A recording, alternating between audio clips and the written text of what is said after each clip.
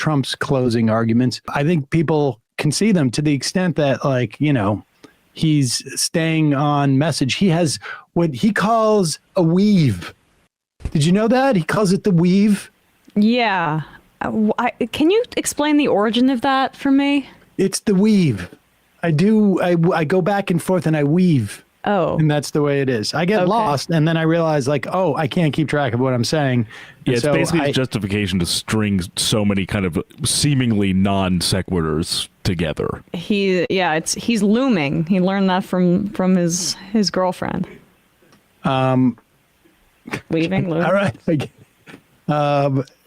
People are saying, like, I don't see how Tommy could take what Sam said as anything but a compliment. I also have Asperger's, says Trans. I mean, so, all right. I mean, it's, look. All right. Well, okay. What? I get it. You want to debate it further? No, I don't. I want to move past this. Okay. So we didn't really discuss Trump's closing arguments on the campaign trail, but it seems to be really what he opened his arguments with in 2016, at least part of it. And that is, of course, immigrants are horrible people, and they're turning this country into well, at one point it says a garbage can. Here is clip number one. This is him at a Turning Point PAC event in Las Vegas, Nevada. This is the one where Tucker Carlson said that essentially Donald Trump is our daddy, and we are all teenage girls who need to be spanked because we've been bad. We've been really bad. Daddy's mad at us. And so here comes Daddy. Do we have that clip of him being cheered as Daddy? Did you guys play that yesterday? I couldn't find the video of it. I'll keep looking. We played the Tucker clip. We saw that part. But here he is, after being called Daddy. He explains what Daddy's going to do. Look at Springfield, Ohio. Beautiful Ohio. I love Ohio. I love Ohio. Look at Springfield, Ohio. A town, small city, but a town of 50,000 people. They've implanted 32,000 Pause illegal. it for some second. Now, what I've noticed is and I don't know why this is, but they feel like it hasn't been having the same traction, maybe. It's a town of 60,000. Never mind, like, it's sort of like metro area. It's actually larger than that. There have been 20,000 Haitian immigrants over the past, like, 5 or 6 years. So I don't know why he has to, like, juice it, but I think he feels like he has to juice it. Because he lies all the time with every word that he says? Partly could be it's pathologically he's lying. 32,000 illegal migrants into the town. Nobody can survive that. Oh, They have to leave. They I'm have to sorry. leave. They're legal. They're Yes. there under the temporary protected status. They are the definition of documented, following the law immigrants. Go ahead. Into the town. Nobody can survive that. They have to leave. They have to leave. I'm sorry. Nobody can survive that.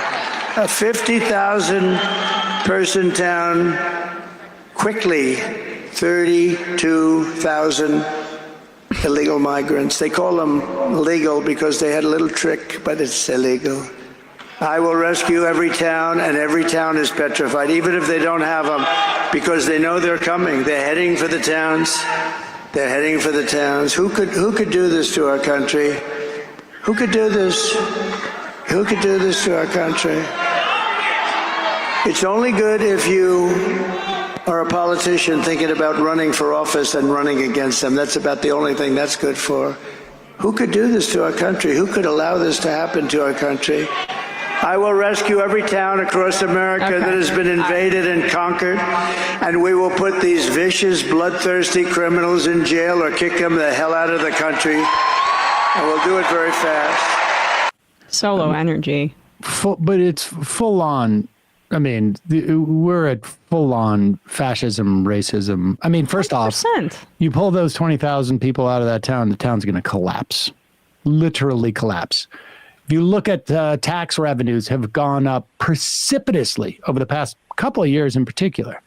In other words, the town is starting the beginning of a boom, without a doubt.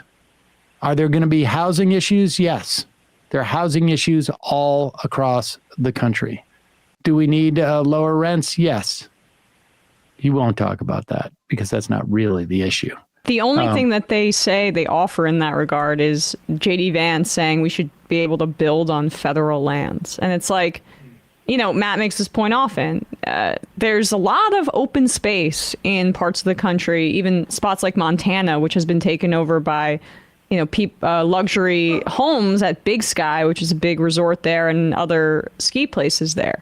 There's a lot of open space in Montana and land. Housing is still very expensive. That's not the problem there. And like, I like how he brings up to do this to our country. Temporary protected status has been a designation since the 1990s. He presided over some level of migrants that were here in this country under temporary protected status. This is nothing new. It's just that a Nazi group called Blood Tribe piped this information to the Trump campaign, and they've been regurgitating it over and over. So let's Trump goes on in that same day, heads over to a rally in Tempe, Arizona, picking up the same theme. What has happened to this country? Kamala came in, she deliberately dismantled our border and threw open the gates. She threw them open. The gates to an invasion of criminal migrants from prisons and jails, from insane asylums and mental institutions, from all over the world, from Venezuela to the Congo in Africa. A lot of people coming out of the Congo, not just South America, they're coming from 181 countries as of yesterday. Right, and we're a dumping ground. We're like a garbage can for the world. That's what's happened. That's what's happened to our. We're like a garbage can. You know, it's the first time I've ever said that. Oh my God! Every time I pause it for a second. Like, this is, go back a little bit. I mean, you could hear him like, wait a second. I just came up with that, and that was, and people are reacting to it good. This is it. Like, I nailed it. I just new bit in my routine. He's going to say this every single day from now until the election. We're garbage can America. Garbage can America. It's more garbage American.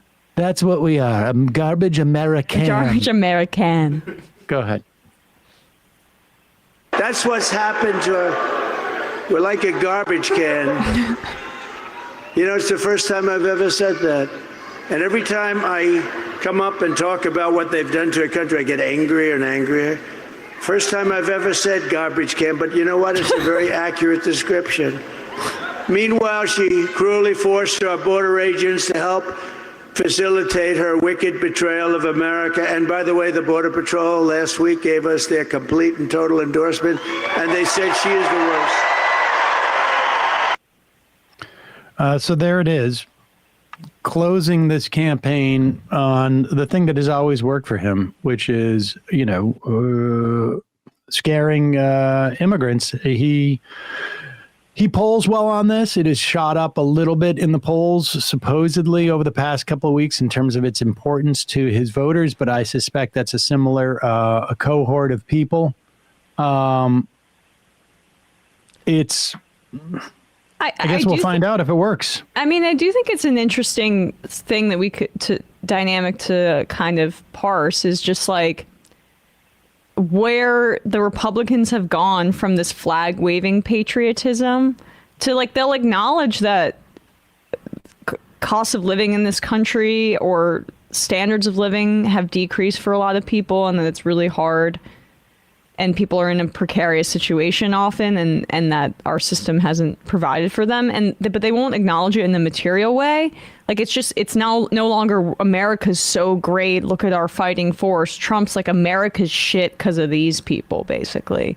And it's just very different from Reagan's Morning in America, whatever. Well, I mean, even Biden. He did this in 2016 too, right? Remember, like his was it his inaugural speech or his or RNC was like it was like he was talking about American like, carnage. Yeah. I mean, but that was more salient to people who were still really struggling and hadn't fully recovered from the economic crash of 2008, and it was too anemic, that recovery. Like versus people, Hillary Clinton basically not addressing that and being more positive about America, whatever, a traditional politician.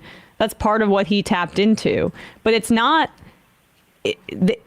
what he taps into now with the right it's like what the remnants of patriotism were, or like what it really was for the right, which in the Bush years, it was about we hate Muslim people, basically. And now it's about we hate everybody coming into the country. So it's nativism as opposed to patriotism. That's where the right is at. We ran out of people to hate.